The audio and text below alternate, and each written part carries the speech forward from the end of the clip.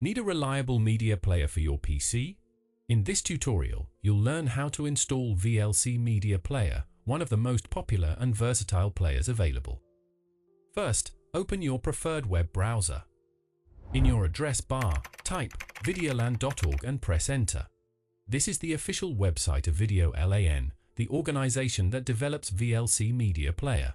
Once the website loads, look for Download VLC button.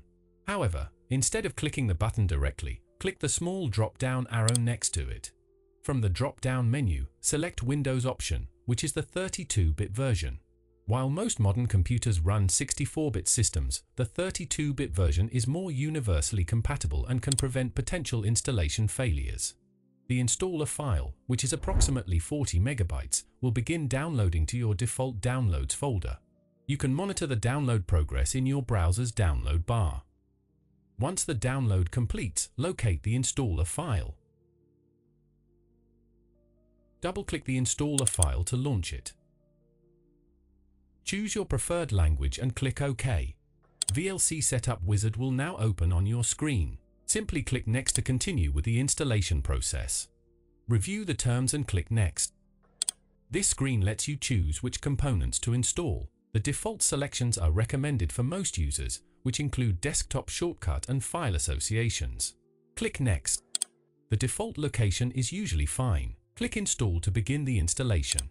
The installation will take approximately 30 seconds to complete. During this time, you'll see a progress bar indicating the installation status and showing you how much time remains. Once the installation finishes, you'll see a completion screen. You can choose to launch VLC immediately by keeping the checkbox selected, or uncheck it if you want to launch it later. Click Finish to close the installer. VLC Media Player is now successfully installed on your system. You can find it by searching VLC in your Windows Start menu, or by double-clicking the desktop shortcut if you chose to create one during installation.